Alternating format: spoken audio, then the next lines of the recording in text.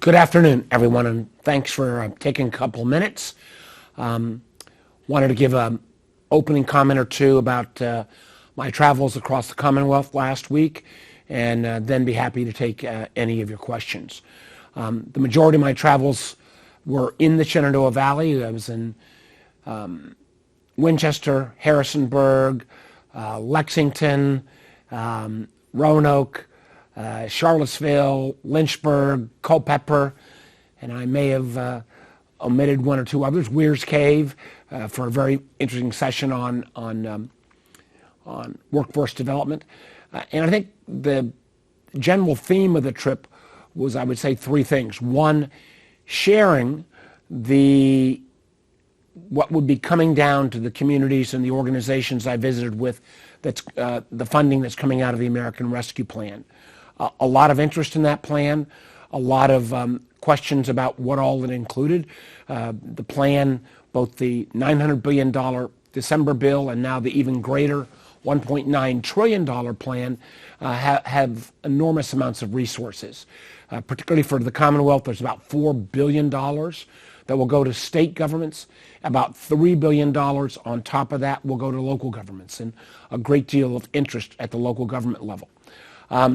Probably the biggest issue that was of concern, both from local governments and from some of the rural electrical co-ops that I visited with, was broadband. Enormous interest in broadband, and there are a number of consortiums already around the state where local governments are partnering with the rural electric co-op. I saw one in Central Virginia Electric Co-op. I saw another one around Lexington, where the a Rappahannock-related co-op was partnering with some local governments.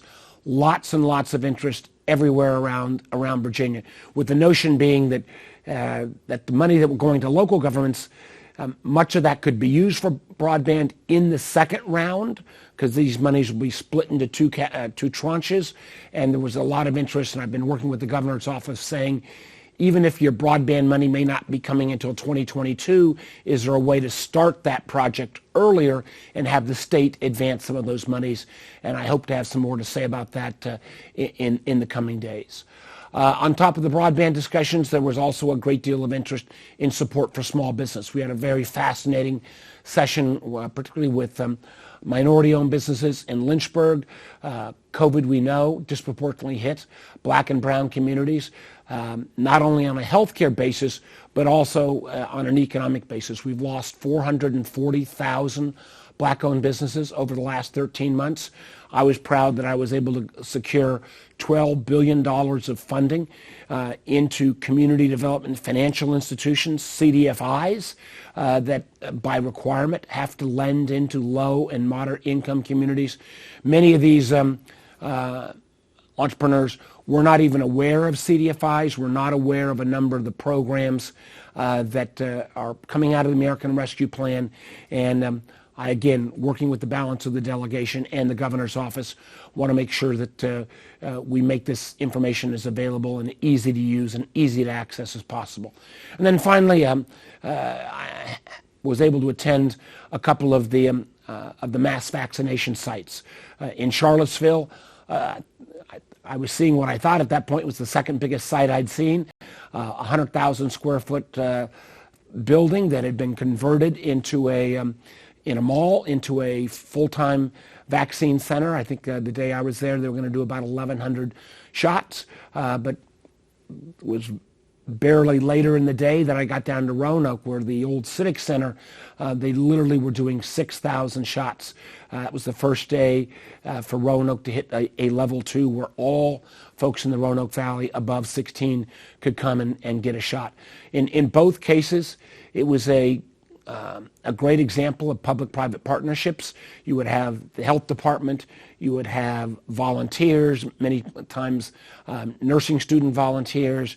In the case of Roanoke, you had the Korean healthcare system. We had the National Guard. It really was whole wide swaths of the community rowing in the right direction to try to make sure this public service was provided.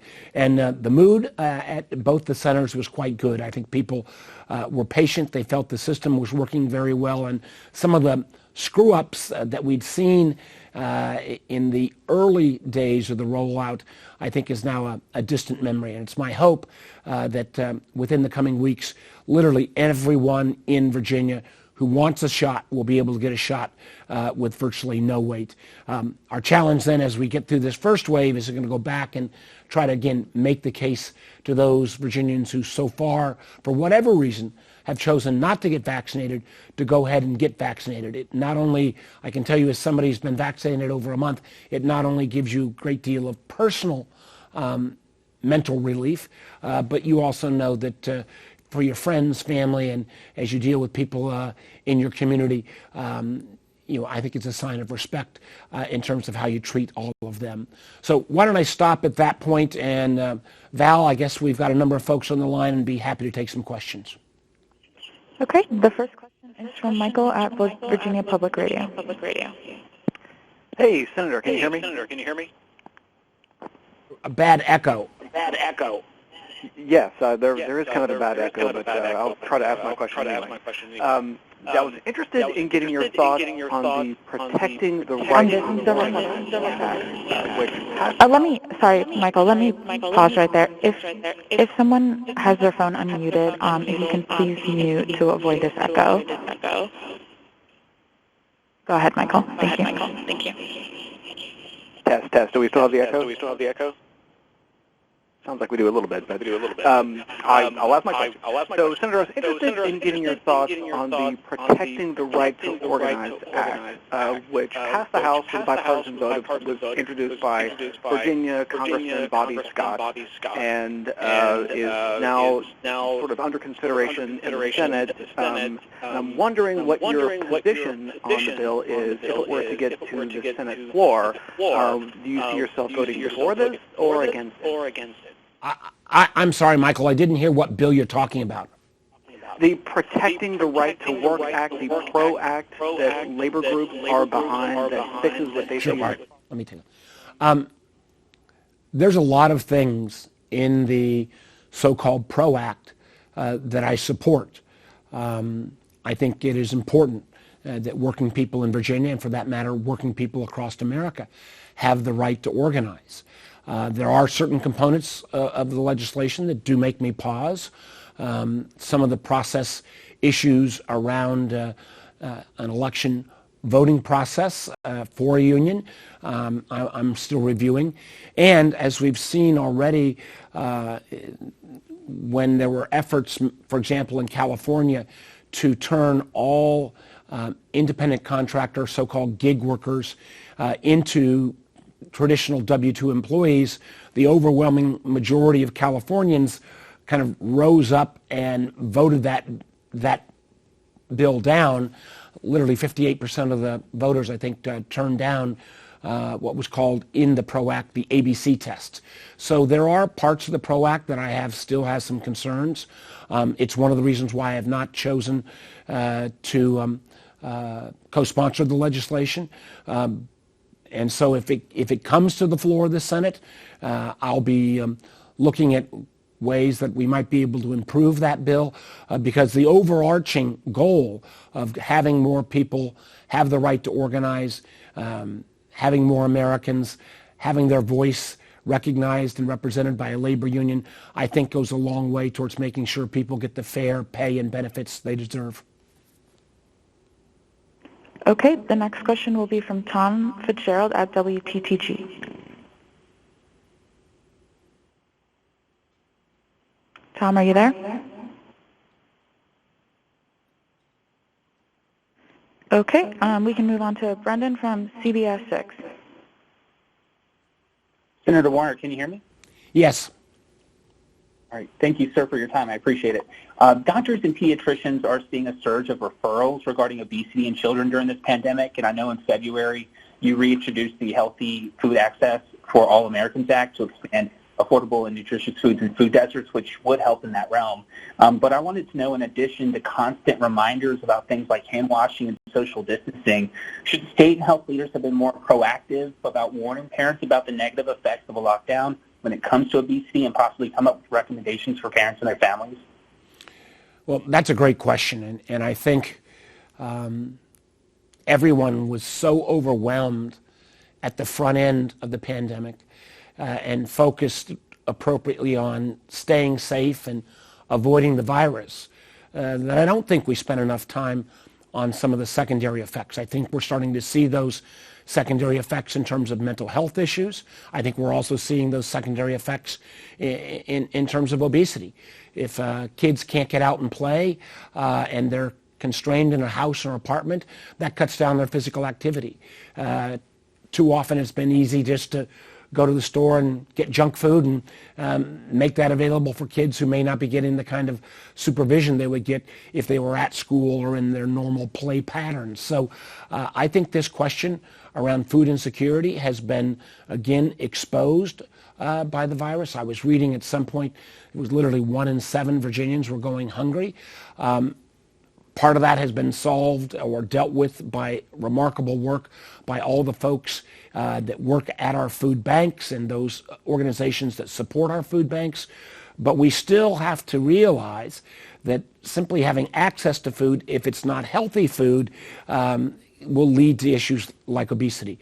So the legislation that I proposed, which would put in place capital to either build new facilities that would offer healthy food choices, oftentimes fresh fruit and vegetables, fresh fish and meat. They would support, for example, additional pop-up stores, food vans that could offer this kind of fresh fish and vegetables and fresh other items. Too many communities, if you're in an urban setting, it's more than a mile away to find healthy food. If you're in a rural setting, it's more than 30 minutes away to find healthy food. I think this is something that the recent agriculture bill made some steps, but I do believe my Bipartisan Healthy Food Act ought to become law, because it is the most comprehensive effort out there in a very bipartisan way to take on the question of food deserts. Because if we want people to eat healthy, they've got to have access to these healthy choices within a relatively close distance at an affordable price. Senator Warner, is it okay if I ask a follow-up? Sure. But it's a different topic, if you will. Can you address what happened in Windsor, Virginia in December with Lieutenant Rosario?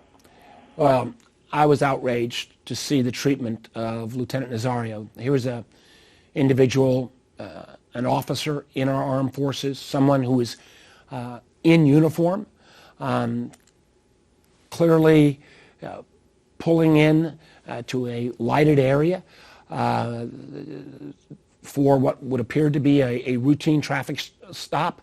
It was amazing to me to watch some of the body cams and to see the complete overreaction from the law enforcement officers. It is a sad commentary that when a African-American male who is in uniform is still afraid to exit a car in today's day and age, when police officers come with guns drawn for what again was a routine traffic stop. It appears correct that the Windsor police chief fired the officer that was most egregious, and I'm going to be watching to see the results of the state police investigation. All of these actions, and this action in Windsor coming on the heels of the fatal shooting a few weeks back in Virginia Beach, where a law enforcement officer did not have his body camera on, and so we are still trying to get the facts of what happened there. But all of these incidents, and they are too countless to name off, all are reasons why I think it's time that we pass the Justice and Policing Act, which will not only provide additional training for law enforcement officers, it would prohibit some of the most egregious tactics like chokeholds, no-knock warrants, try to put in place a level of responsibility for those officers who, quite honestly, don't follow appropriate practices. I think the vast majority of law enforcement officers do a good job, but too often we're seeing some of these officers who don't practice those best practices, and there needs to be consequences for that. Those kind of consequences would be built into law if we had passed the Justice and Policing Act.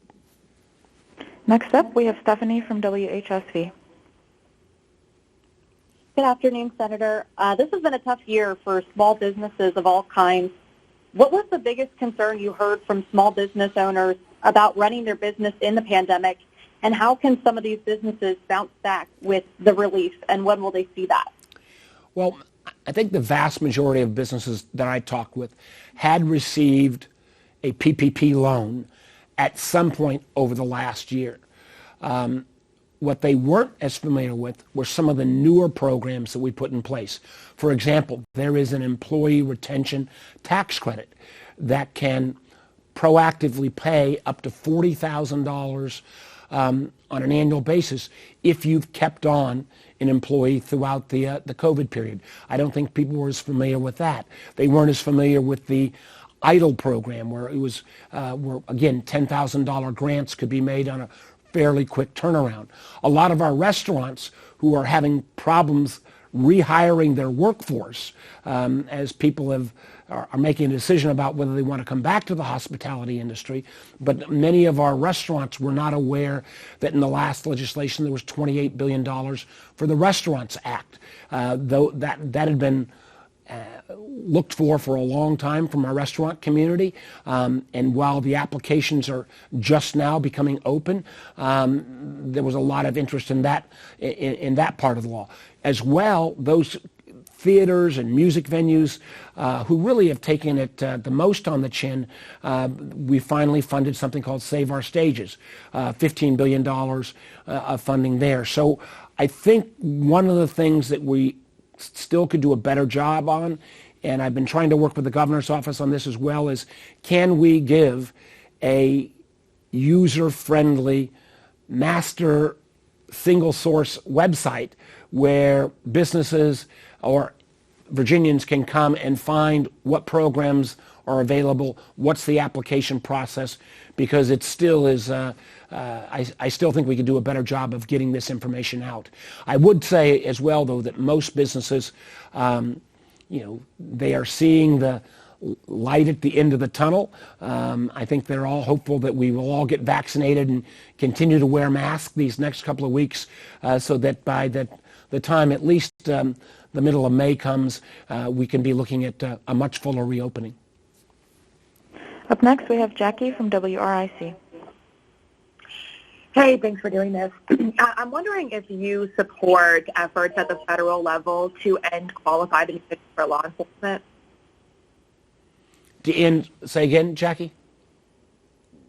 Yeah, I'm wondering if you support efforts at the federal level to end qualified immunity for law enforcement. Yeah. We're seeing the Virginia NAACP kind of put out a renewed push to do so in light of this Windsor traffic stop. Yeah, the Justice and Policing Act does make reforms to qualified immunity because we've seen too many times where a law enforcement officer, maybe a bad apple, ends up doing something wrong, and oftentimes they receive no sanction, and if they are sanctioned, they may be fired and simply drive down the road 30 miles and get rehired by another police department.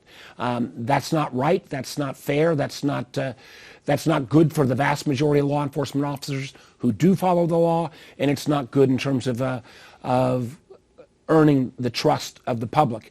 And that's why the qualified immunity provision is scaled back in the Justice and Policing Act. Up next, we have Ben from VPM. Hi, Senator. Just a quick question. I wonder if you have any plans to weigh in on the Virginia statewide races at all, endorsements. Now, I've got a lot of friends running for all three of the statewide positions. I can remember years ago when The Democrats were hard-pressed to even sometimes find candidates. I think we've got 9 running for lieutenant governor and 5 for governor, a couple for the attorney general. And so I've decided that I'm going to be not endorsing any of the statewide candidates and let the Democrats go ahead and sort that out in a primary, but then I will obviously get fully behind whoever we nominate. Just a quick follow-up question. Oh, sorry. Just a very quick follow-up question.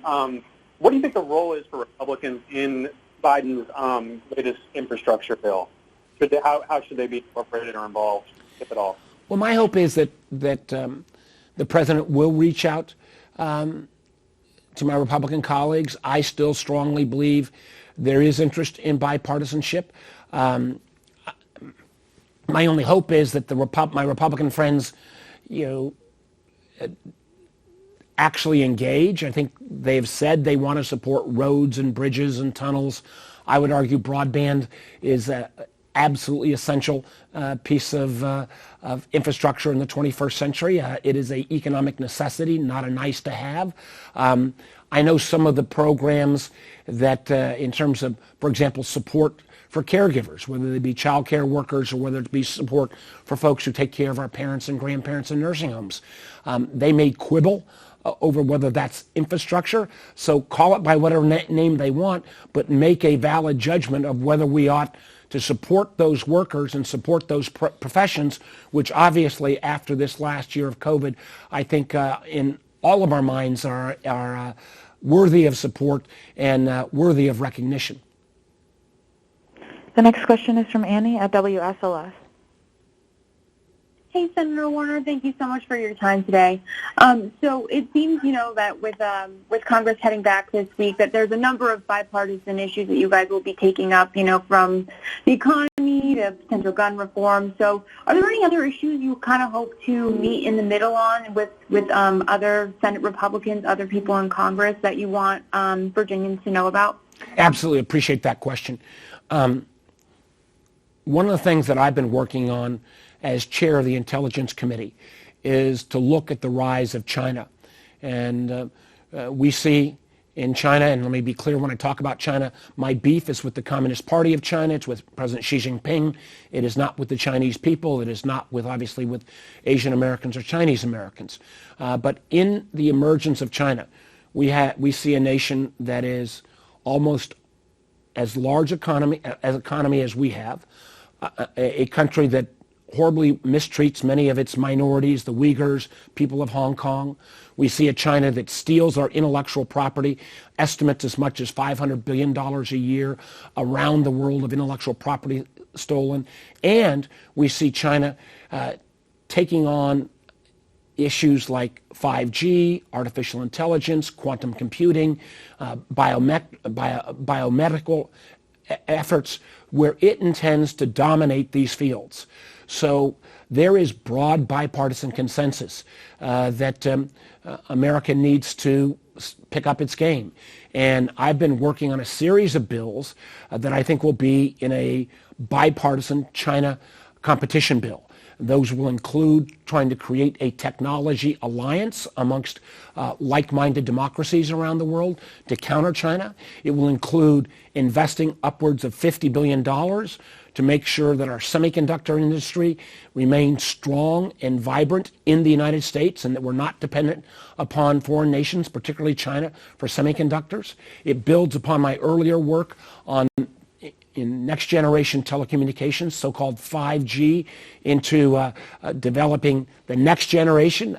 It's called Open Radio Access Networks, ORAN. And all of this work around the China circumstance is all bipartisan, and I hope to have a number of my bills included in this package. And I think if we can get that to the floor, I think you'll see a big, big bipartisan win, which will be good for the whole country. Okay, the next question is from Mike at WVEC. Hello, Senator. Sorry about that. Follow up on the infrastructure question. You who've just been out on the highways and byways of Virginia for the last week, you may have seen this report card that came out today from the White House by way of the American Society of Civil Engineers. doesn't give Virginia a letter grade, but it points out 577 bridges and 2,124 miles of highway in poor condition. You agree with that? I mean, it makes it sound like Virginia's roads are just crumbling. Well, I think that assessment would apply not only to Virginia, but unfortunately to most of our country. Every year, the American Society of Civil Engineers gives us a grade, and I can't remember in the last decade where the United States got better than a C-. So this is an area where I think there is broad-based agreement. I think we know as a nation that we are investing at about 50% on a percentage of our GDP in infrastructure, what we were investing in the 1970s. And in many ways, infrastructure, which was always our competitive advantage against other nations around the world, has unfortunately become a competitive disadvantage. And whether you're sitting in traffic trying to get through the bridge tunnel in Hampton Roads, whether you're sitting on 66 trying to get home in the evening, whether you're someone who takes their life in their own hands as they drive down 81 through the valley with the huge volume of 14-wheelers and big trucks on 81, or for that matter, if you just see the decaying nature of many of our water and sewer systems. This is an area where our continuing to push off the needed maintenance, needed improvement, affects our quality of life. It means we sit in the car longer, affects the quality of our commerce because it takes longer and more expensive to get goods to market. And quite honestly, it robs people of their choices. I mean, we've seen as Virginia has started to expand some of our rail service, how welcome that is. As I heard recently, some of the trains down to Roanoke are some of the most popular in the state at this point.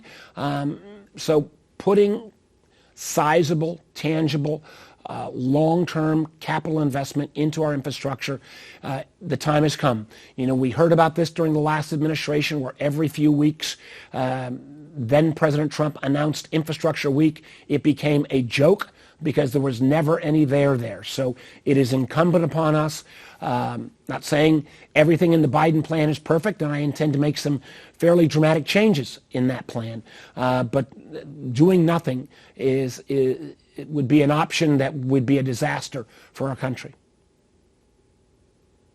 Okay, those are all the questions we have for today, unless anyone on the line has any additional questions. I have a question. This is Amy Knowles with the Dogwood. Hey, Amy.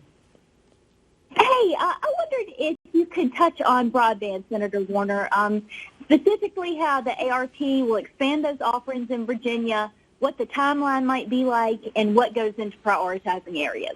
Well, thank you for asking that, Amy. And we've talked about when you're, wide swaths of South Side not having broadband. I think good news is coming. The good news is in this last piece of legislation, I was able to secure $17 billion for broadband. $10 billion of that will go directly to the states with a great deal of flexibility. On top of that, the money that goes directly to state and local governments, that's $7 billion in total to the Commonwealth, those funds, under appropriate circumstances, can be used for broadband as well. And what I saw on this trip was the number of particularly rural electric co-ops that a couple years back were not in the broadband business, who are now delivering high-speed fiber directly to the home with literally gigabit speeds. So you combine that fiber, you combine the fact that even our large carriers like Dominion are building more and more middle-mile fiber. You look at this additional funding that's come, and in President Biden's legislation, he puts forward another $100 billion directly for broadband. That may even be too much, but with what we've got already appropriated, what we've got in terms of the flexibility with state and local government, what we've got now in terms of new providers like electric co-ops providing this service, I think that the times of getting high-speed internet connectivity to virtually every home in Virginia is only a short time away. And we do know at this point, having broadband doesn't guarantee you success, but the failure of having broadband will mean that your community will not be able to prosper as well. Your kids won't have access to the kind of learning they should be able to do at home. You won't have access to telehealth. You won't have access to the ability to work from home.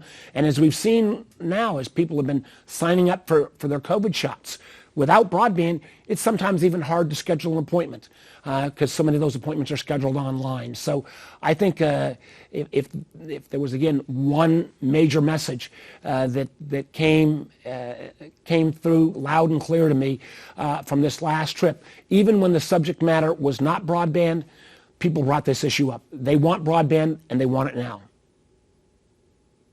Thank you. Thanks, everybody.